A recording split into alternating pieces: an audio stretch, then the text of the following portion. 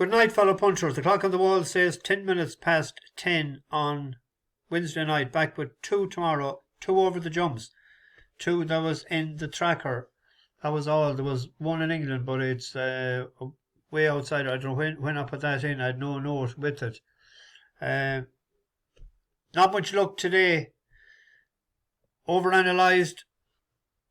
Watched too much videos. Picked the wrong horses, actually.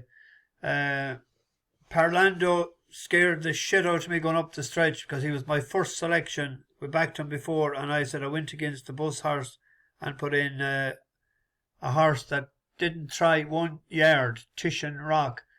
Wherever the jockey was, I was saying it was only his 3rd ride back. He didn't do much practice in the saddle where he was. Whatever the plan is for that, we'll just keep an eye on it. But it's well handicapped, I think, but not today. And the one in Dundalk, last out of the stalls, didn't try a yard. And enthrallment, 'twas another day for that. Actually, the first pick I had was Savvy Night, but Stacey said that now, isn't it, I suppose? Anyway, tomorrow, I've two for tomorrow.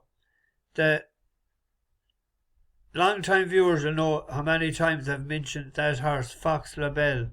It has ran, I think, 26 times with it. It has went off favourite. I think it's 15 times. I cannot know how many times has it ran. 27 times.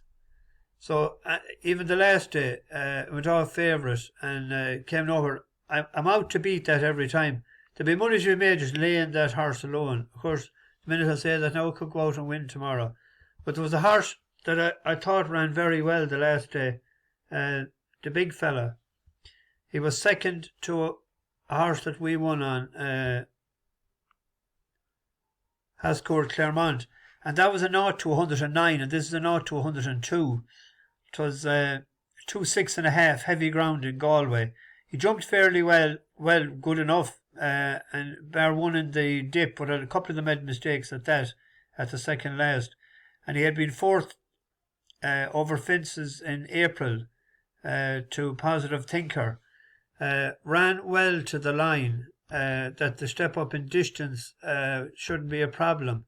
We'll just see the last bit of it here. We're in front on the grey. Takarengo, Eddie's Pride, and 4 country roads.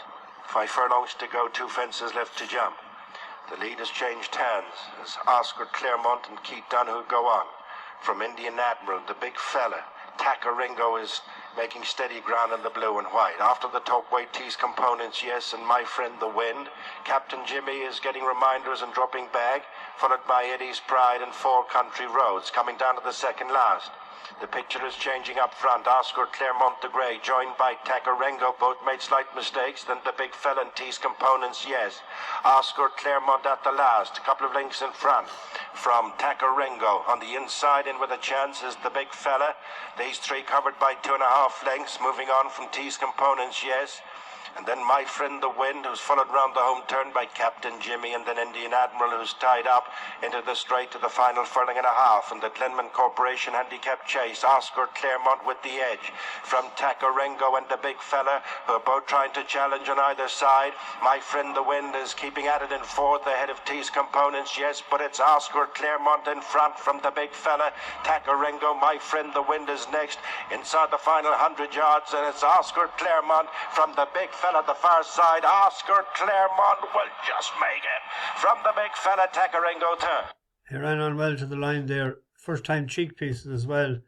That was tongue tie. It'd be a solid 9 to 2 shot there, a solid each way bet. I can't have Fox Labelle for reasons I've mentioned several times before. So the Big Fella is a bet. The 205, a horse that long-time followers will be familiar with. I think it was the Stig that tipped it up last year as a horse to follow before it ran first time out, and it absolutely hosed up in a bumper, and it ran in the Cheltenham bumper, finished 5th, went off 6-1. If you look at that bumper, the Cheltenham bumper, it seems to be one of the better ones in recent years. A Dream to Share came back out and won in Punchestown.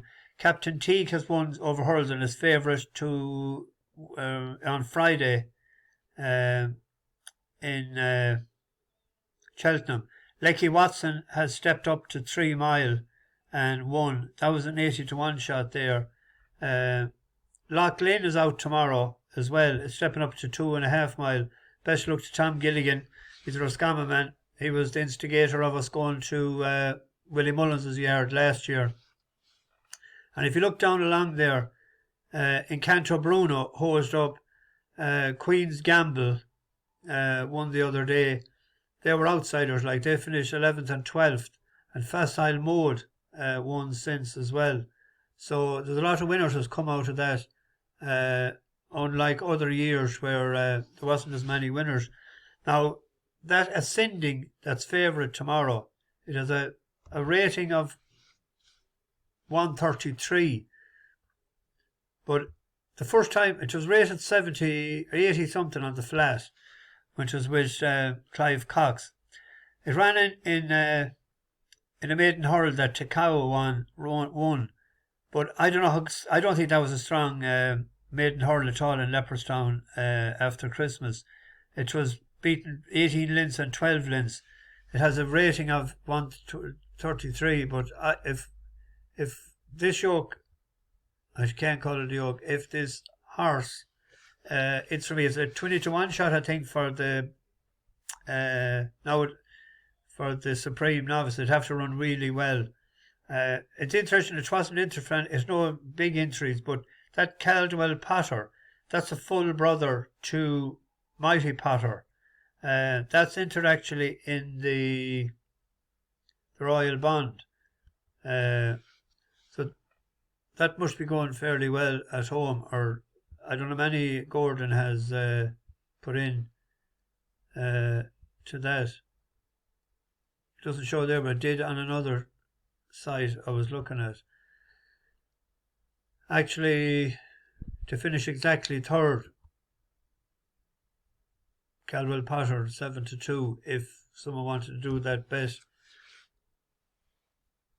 But I'm taking this For Me. It opened a 7-4 shot earlier, so there's a bit of money for it. Loch Lane opened evens. It's gone 4-9, I think, now.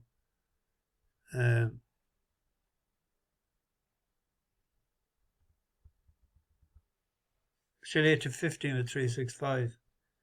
They're the two for tomorrow. There's a horse I was looking at Cheltenham there this morning before I went out cutting trees. I killed myself today out on a ladder with a Flymo electric cutting bushes. I hadn't even think of what I was using. But Triple Trade was a 6-1 shot there. It's still fives with Hills.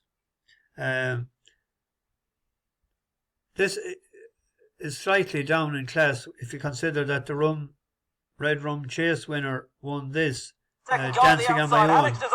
We came from the clouds. Dancing on My Own is coming again. Guy to the outside, clear of Triple Trade, running on strongly. Here's the final fence, and the better and a faller Haddix to Zobo. Dancing on My Own left in front. Triple Trade staying on strongly to go into second. The horse is up, Haddix to Zobo. It's Dancing on My Own in front by 3. Triple Trade is running on strongly from the back of the field for Brendan Powell, but it's Dancing on My Own, the Red Rum winner, returns with a win at Cheltenham.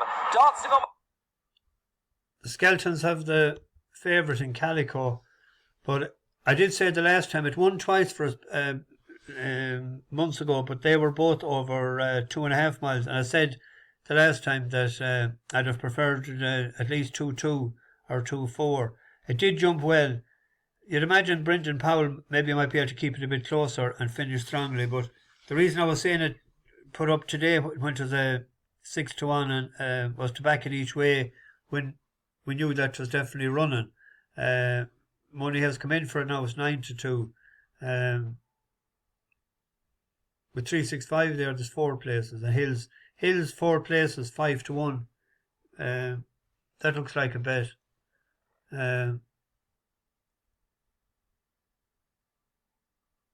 I'll go through the rest for our Cheltenham. It's not that hectic of a card. There's a few odds-on shots and shorties on Friday, and maybe on Saturday as well. I might go to Navan on Saturday, and if the weather is fine, maybe Sunday. Well, there's a GA match I might get in as well, but we'll see. Anyway, have to battle on. Bash the bookies, over and out.